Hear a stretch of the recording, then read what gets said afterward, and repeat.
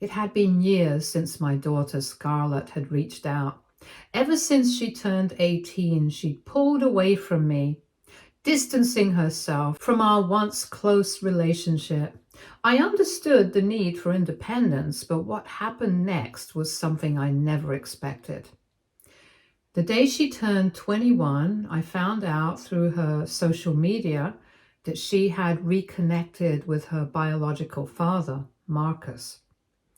We hadn't spoken about him in years. I'd kept the details of their estrangement from her as much as I could, but now it seemed all of my efforts had been in vain.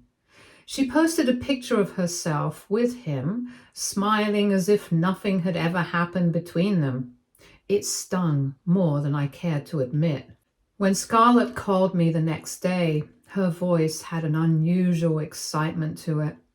She said she was happy and had made peace with Marcus. She asked me if I didn't think that was worth celebrating. I tried not to let the hurt show, but hearing her speak with such optimism about him made my stomach churn. I told her that I was glad she had found peace, but I couldn't hide the disappointment in my voice. There was something about the way she spoke that made me feel like I was losing her. The conversation took a turn when Scarlett mentioned that because of everything she and Marcus were catching up on, she thought she needed some space from me.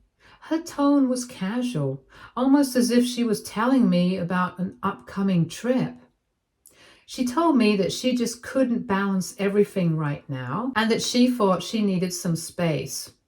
The words hit me like a punch to the gut.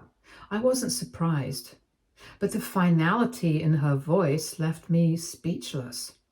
She didn't even give me the courtesy of a real goodbye. That was the last time I heard from her for weeks. I tried reaching out to Scarlett, but my calls and texts went unanswered. I assumed she was too busy with her renewed relationship with Marcus. But then George, Scarlett's fiance, called me. Him and Scarlett had been together for 8 years, 5 as friends and 3 as a couple.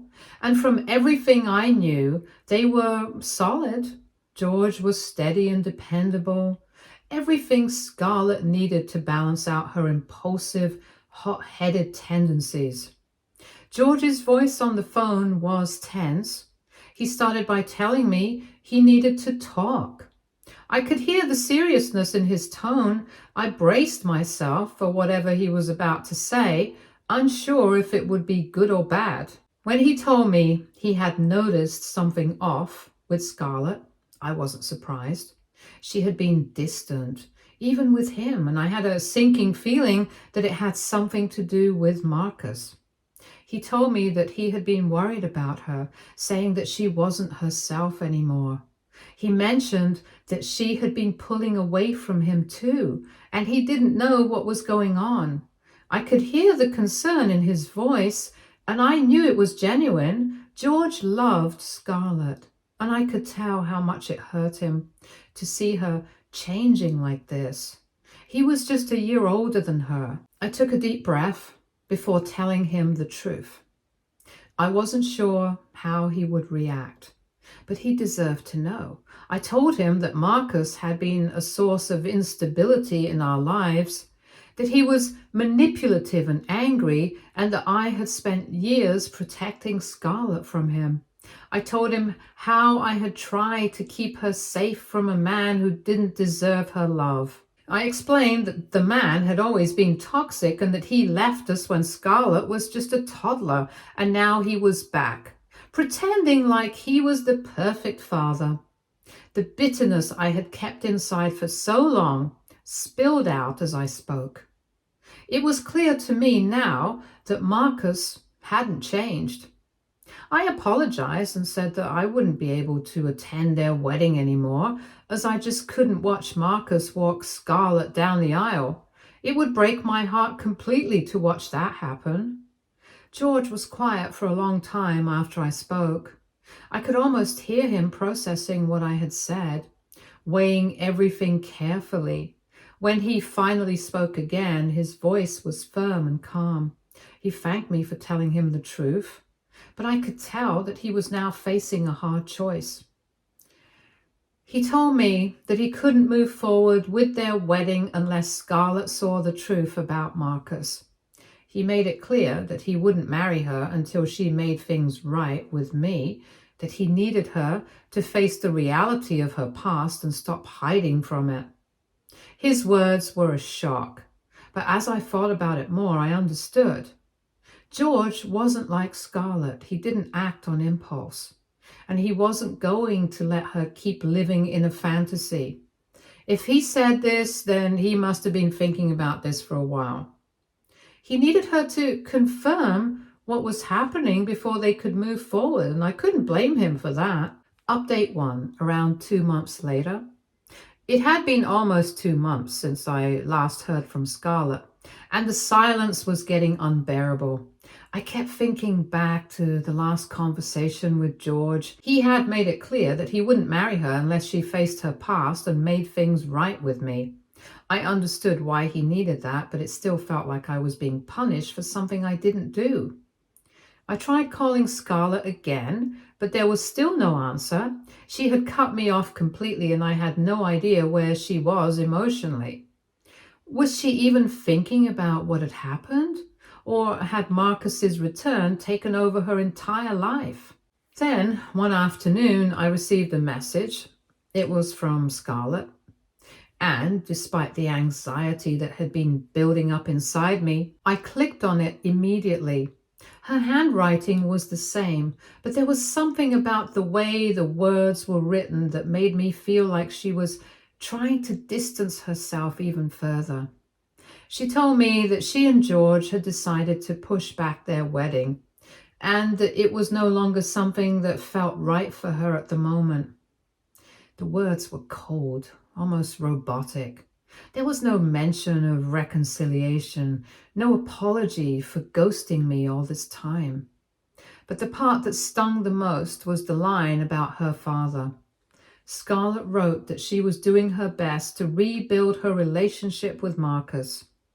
She wanted me to understand that she couldn't stay angry at him forever, that she had to move on, and that I needed to respect her choices. My heart dropped into my stomach. Not only had she turned her back on me, but now she was asking me to accept a man who had done nothing but hurt her. It was too much. I couldn't just let this go. I thought about George, how much he loved her, and how he was waiting for Scarlett to come to terms with what she had been running from. I couldn't let him think that everything was fine when it wasn't. And that evening, I called George. He picked up on the first ring, and I could tell by the sound of his voice that he was expecting this conversation. He was quiet as I explained what had happened, the message, the distance, and the coldness in Scarlett's words. I told him that I wasn't sure what to do anymore. I loved my daughter, but it was clear that she was choosing to ignore everything I had done for her all these years. I asked him if he thought I was wrong for feeling hurt. George sighed. He told me that he had known it would take time for Scarlett to realize what she was doing, but that he couldn't just watch her throw everything away. He mentioned how she had started to isolate herself even from him. He said it was like trying to love someone who couldn't see the damage they were doing to themselves and others. It was painful to hear, but I knew George had been struggling with his own emotions. He had been patient, more patient than I would have been in his shoes. But I knew now he was growing frustrated. He loved Scarlett, but he also knew that love wasn't enough to fix everything. Update 2, 1 month later. The days dragged on, and I heard nothing from Scarlett. It was like she had vanished completely from my life. You all have told me to be more considerate of George's emotions, and I have.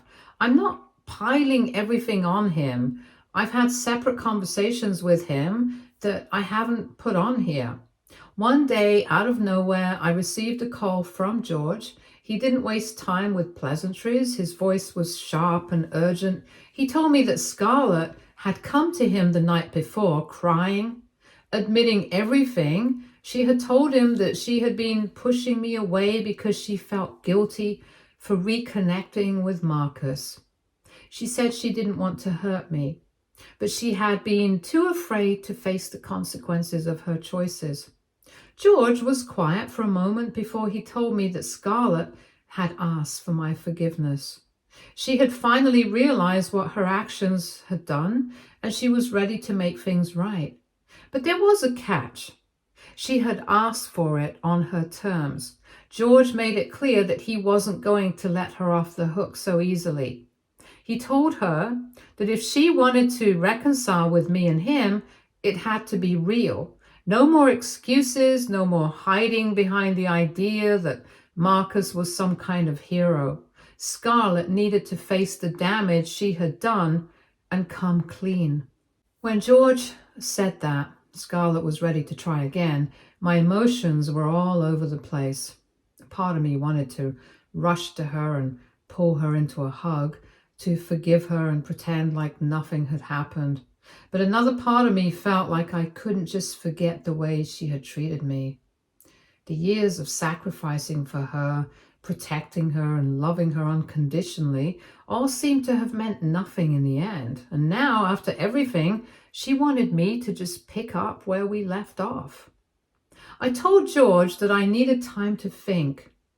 This wasn't something I could just jump into without considering the consequences. What if she was only apologizing because she was scared of losing everything? What if, after all this time, she hadn't really learned anything? George understood, but he said he would be there for me as I was there for him. The manipulation that had come from The manipulation that had come from Marcus was one thing, but the way Scarlett had allowed herself to be swept up in his lies was another. George wasn't going to let her repeat the same mistakes. He wanted her to make a choice, not just for herself, but for the future they had planned together. By the time we hung up, I was more conflicted than ever. Scarlett had finally realized she was wrong, but I wasn't sure if I could trust her. The hurt was still there. My own child, who I raised, had just ghosted me. My heart wanted to forgive her, but my head was telling me that it wasn't that simple. I really hoped that she didn't mess it up with George, but at the same time, I didn't want her to just put up an act. Update 3, a fortnight later. The days after my conversation with George were a blur. I felt like I was caught in a whirlwind of emotions. I wanted to believe that Scarlett's apology was sincere. It wasn't until the following Sunday that Scarlett finally reached out to me. She texted saying she wanted to meet, and my stomach churned at the thought. I wasn't ready, not yet, but after a few moments of internal debate, I decided that I couldn't keep avoiding this forever. When I arrived at the cafe, Scarlett was sitting at a corner table looking smaller than I remembered. She wasn't the confident, independent woman I had raised. She looked vulnerable, like she was trying to hold it all together but was failing. When she saw me, she stood up immediately, her face filled with a mixture of hope and anxiety. I could see the tension in her shoulders, the way she was biting her lip as if she wasn't sure what kind of reception she would get from me. I walked over and sat down without saying a word. There was so much I wanted to say, but I wasn't sure where to begin.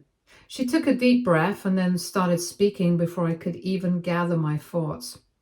She told me she was sorry that she had been acting out of fear and guilt for so long. She explained how Marcus had played on her insecurities, convincing her that he was the only one who could truly understand her. She admitted that she had shut me out because she didn't want to face the anger and disappointment that she knew I would feel. But in the end, she realized she had been wrong. She wanted to fix things between us. As she spoke, I could hear the sincerity in her voice. But something inside me kept pulling back. I wanted to believe her, but the truth was she had hurt me in ways I wasn't sure I could forget. The trust that had once been so easily given had been shattered. I had given her everything and she had tossed it aside for a man who had never cared for her the way I had. When she finished, there was a long silence. I couldn't look her in the eye. I just stared at the table, feeling the weight of everything that had happened between us. After what felt like an eternity, I finally spoke. I told her that I didn't know if I could forgive her, not yet. It wasn't just about the betrayal, it was how she had just walked away when it suited her. I told her that I was tired of being the one to fix everything. She needed to take responsibility for her actions and understand the pain she had caused. Scarlett's face fell. I saw the girl I had raised. I wasn't expecting her to be a perfect daughter, but some lines couldn't be crossed. She was still my daughter, and deep down I knew that I wasn't ready to give up on her completely. She had hurt me, yes, but I wasn't going to let her go without giving her a chance to prove that she was capable of change. But that didn't mean I was going to make it easy for her. The next few days were filled with tension. Scarlett and I kept our distance, but there was an unspoken understanding that things couldn't stay the way they were. I had given her the space to reflect, and now it was time for her to make a choice. She had said she wanted to fix things between us, but that didn't mean I was going to roll over and pretend like nothing had happened. She had to prove herself. Meanwhile, George and I had several conversations about Scarlett's progress. He had been the one who had pushed her to confront her past, but even he was growing frustrated with the slow pace of her reconciliation with me. He told me that he had tried to support her, but Scarlett was still struggling to fully grasp the consequences of her actions. She had apologized, but the real question was whether or not she was ready to make an actual effort. George didn't want to see her hurt again, especially not by Marcus. But he also didn't want to be in a relationship built on lies. I got another call from George. This time he sounded calm but firm. He told me that Scarlett had broken down crying, telling him that she didn't know how to fix everything. She was overwhelmed by the guilt of what she had done to me, and she was afraid of losing him too. He said she was beginning to realize that the relationship with Marcus wasn't as perfect as she had once thought. George explained that he had told her it was up to her to make a decision. He wasn't going to marry her until she fixed things with me first. That was the condition. He needed to see that she was capable of making the right choices, not just for herself, but for their future together. I felt a mixture of relief and anxiety after hearing George's words. It wasn't just about what Scarlett had done to me anymore. It was about the future she was throwing away. If she couldn't make things right with me, what kind of foundation would her relationship with George have? He was giving her the ultimatum, and now it was up to her to decide. I knew that Scarlett wasn't going to take this decision lightly. Update 4. It had been a few weeks since Scarlett had started making the effort to rebuild our relationship. Every day was a delicate balance of cautiously moving forward, taking things one step at a time. I could see her trying, and I felt a bit of peace. A lot of you have told me that she's still just a child, and I get your perspective, but it doesn't hurt any less. Imagine your child choosing a narcissist over you. It would make anybody rethink their choices in life. A lot of you have said that I've been focusing on trust a lot. Yes, I have. Imagine going from very close to, hey, you're intruding on my life, to, hey, you're bitter, to, bye-bye, I don't want you in my life. You can't throw that on a person and then expect them to look at you the same way. Now back to the story. Life, as it always seemed to do, had a way of throwing curveballs when you least expected them. I was sitting at the kitchen table sipping my coffee and skimming through a book when the doorbell rang. I wasn't expecting anyone, and a wave of unease swept over me as I set the book down and stood up. I hesitated before opening the door. When I did, I saw Marcus standing there, arms crossed over his chest, and that infuriating smirk plastered across his face. It was the kind of smugness that made my blood boil, the kind that screamed trouble had come knocking at my door. I hadn't seen him in years, and honestly, I had hoped I never would. He greeted me in the same condescending tone he always used, commenting how surprising it was that I hadn't confronted him directly. He said I never was one for the truth, making it clear he wasn't here to chat, but to stir up chaos. His words hit me like a punch, twisting everything around like I was the one who had wronged him. But Marcus always had a knack for making everything feel like my fault. I told him flatly that I didn't want anything to do with him and reminded him that this was my house he was standing outside of, so he better not make a scene. He laughed, his smirk widening. He claimed he'd been keeping tabs on me and knew all about Scarlett's so-called redemption tour. He sneered about how Scarlett wasn't coming back around because of me, but because she was desperate not to lose her fiance. His words stung. I had been doing everything in my power to rebuild my relationship with Scarlett, and here he was, trying to undermine it all with his venomous lies. I snapped back, telling him he had no right to talk about her like that, especially after how he manipulated her into believing I was the problem.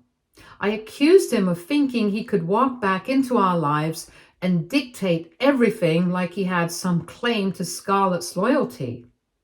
He stepped closer, his face mere inches from mine, attempting to intimidate me. He declared that Scarlett was his, claiming she was only making changes because he allowed it. He mocked me, saying I'd never be enough for her the way he was. That was it. My body tensed as years of anger, frustration, and heartache bubbled to the surface. Without even thinking, I slapped him across the face. The sound of my hand connecting with his cheek was sharp, cutting through the tense silence of the house. For a moment, everything froze. Marcus stood there, his face red from the force of the blow, staring at me with a look of disbelief. He couldn't fathom that I had actually struck him. I leaned in, my voice low but unwavering, telling him that he didn't get to walk into my home, spew his lies, and act like he controlled my daughter. I made it clear that Scarlett was mine, my daughter, my family, and nothing he said or did would change that. He wiped his cheek, his expression twisting with anger as he accused me of trying to push him out of Scarlett's life, claiming I was delusional if I thought I could succeed. I stepped back, shaking my head. I told him he had never cared about Scarlett and had done nothing but poison her mind against me for his own gain. I reminded him that he wasn't her savior and never would be. For a moment, we stood there locked in a silent battle of wills, but I knew Marcus would never hear the truth. Not when it didn't serve his agenda. Finally, he turned and stormed towards the door, muttering that this wasn't over and warning me that I couldn't keep Scarlett from him. He slammed the door behind him, leaving the house in an eerie silence, but the tension in the air didn't fade. I stood frozen for a moment, my hand still tingling from the force of the slap. The sound of Marcus's voice was still echoing in my mind. It wasn't over. It would never be over with him. But just as I was beginning to gather myself, I heard the unmistakable sound of the bedroom door creaking open. I turned just in time to see Scarlett standing there, her eyes wide, her face pale. She had been listening, all of it, every word, every angry exchange between me and Marcus. Her body was trembling, her breath shallow. She looked like she was about to collapse, but instead she rushed into the living room with a speed that almost startled me. She shouted, asking why I had let Marcus say everything he did. She screamed that he was a curse, her voice shaking with a mix of hurt and fury. I couldn't stop the ache in my chest as I watched her. My daughter, the one I had spent so many years protecting, was unraveling right in front of me. She was finally seeing the truth about Marcus, but it was breaking her. I stepped forward, trying to reach out to her. I was about to speak, but Scarlett cut me off, her eyes filled with anger, her voice cracking as she blamed herself for everything. She said she was the reason the wedding was falling apart. It was all her fault. I could barely find the words to respond as she continued, but then, in a voice louder and stronger than I had ever heard from her, she admitted that I had been right all along. She finally saw what Marcus truly was. Before I could say anything, the front door opened again. I didn't get a chance to lock it. He hadn't left. He heard everything. I think he was here for a confrontation with me, but had he known that Scarlett would be here? His voice boomed as he entered the house, demanding to know what she had just said. His eyes locked on Scarlett, and the venom in his voice as he accused her of blaming him was obvious. He said she couldn't place the blame on him, that it was her fault her wedding was falling apart. He told her she had always been a disappointment. I saw Scarlett's eyes fill with tears, but now there was an anger behind them I had never seen before.